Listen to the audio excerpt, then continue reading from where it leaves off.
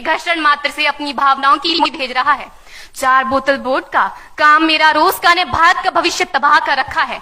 हम ना एक ऐसे समाज में जीते हैं जहां लड़कों से बात करता देख जो भाई हड़काते हैं, लड़कों से बात करता देख जो भाई हड़काते हैं, वही भाई अपनी गर्लफ्रेंड के किस्से घर में हंस हंस कर सुनाते हैं। और मैं बता दूं, महिला सुरक्षा के मामले में हम आज भी चौथे नंबर पर आते हैं।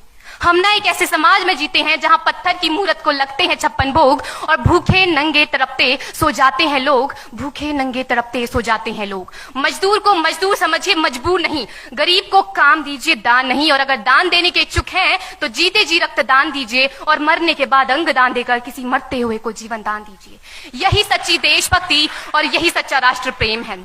ना सरकार मेरी है ना रब मेरा है, ना सरकार मेरी है ना रब मेरा है, और ना ही ये बड़ा सा नाम मेरा है। बस इतनी सी बात का गुरूर है मुझे कि मैं भारत की हूं और ये भारत मेरा है और ये भारत मेरा है।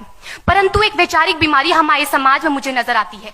कहा जाता है हम दुनिया के सबसे बड़े लोकतंत्र हैं, जहां हिंदू पैदा होते हैं, मुस्लिम, सिख और ईसाई भी पैदा होते हैं, लेकिन बदकिस्मती है अब इंसान पैदा नहीं होते। और मेरे विचारों में ना हिंदू की जरूरत है ना मुसलमान की जरूरत है। राष्ट्र निर्माण के लिए केवल अच्छे इंसान की जरूरत है, केवल अच्छे इंसान की जरूरत है।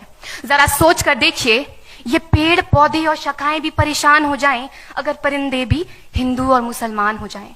एक शैक्षणिक बीमारी भी हमारे समाज में मुझे नजर आती है, और बड़े ही आश्चर्य की बात है, जिस देश ने पूरी दुनिया को तक्षशिला और नालंदा देकर के विश्वविद्यालय शिक्षा की बुनियाद रखी, आज विश्व के 100 सर्वश्रेष्ठ विश्वविद्यालयों में हमारा एक भी विश्वविद्यालय खड़ा नहीं हो पाता। जहां एक और हमारे पास IIT, IIM और NIT जैसे शिक्षण संस्थान हैं, तो वहीं दूसरी ओर इस देश के गरीबों को बेरोजगारी की जमात में खड़ा करने के लिए उनके हाथ में सर्व शिक्षा अभियान का झुंझुना पकड़ा दिया जाता है।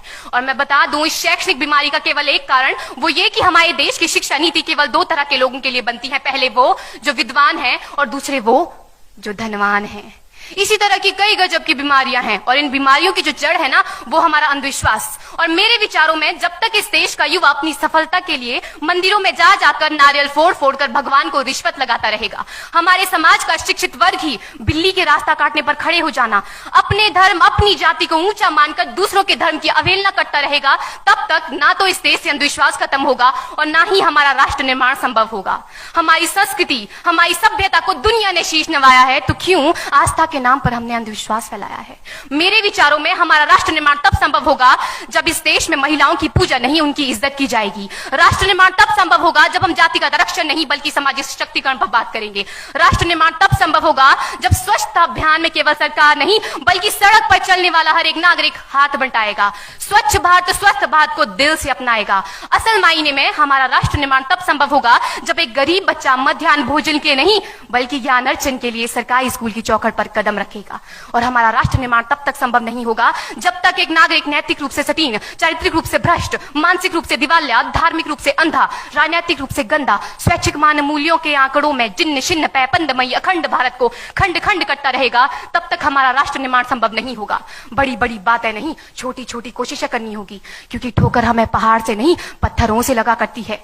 I being an Indian, I being a student, I being a symbol daughter of this motherland feel proud to be an Indian। और मैं सैल्यूट करना चाहूंगी सरहद पर दिन रात हमारी रक्षा के लिए खड़े हर उस जवान को, इस देश की पुलिस, प्रशासन और किसान को, और इस देश के हर उस व्यक्ति को जो अपना काम पूरी ईमानदारी, पूरी मेहनत और पूरी लगन से करते हैं, जिनके बिना राष्ट्र निर्माण की कल्पना करना भी असंभव सा लगता है। और आज इस मंच पर पूरी जिम्मेदारी के साथ मैं भारत की बेटी ये कहती हूं कि हमारा राष्ट्र निर्माण तब संभव होगा जब हम सभी, मैं, आप, हम सब मिलकर प्रयास करेंगे, क्योंकि हमारे देश की जिम्मेदारी नहीं है हमें आगे ले जाने की, हमारी जिम्मेदारी है अपने देश को आगे ले जाने की, अपने राष्ट्र को आगे ले जाने की, अपने वतन को आगे ले जाने की। तो अंत में मैं बस यही कहना चाहूंगी, मेरा हिंदुस्तान महान था, महान है, महान रहेगा। मेरा हिंदुस्तान महान था, महान है, महान रहेगा। होगा हौसला सबके दिलों में बुलंद तो एक दिन पाकिस्तान भी जय हिंद कहेगा। पाकिस्तान ही क्यों, सारा जहान जय हिंद कहेगा, क्योंकि सारे जहां से अच्छा हिंदुस्तान हमारा, सारे जहां से अच्छा हिंदुस्तान हमारा, हम बुलबुलें हैं इसकी, ये गुलिस्तान हमारा, ये गुलिस्तान हमारा। जय हिंद, वंदे मातरम।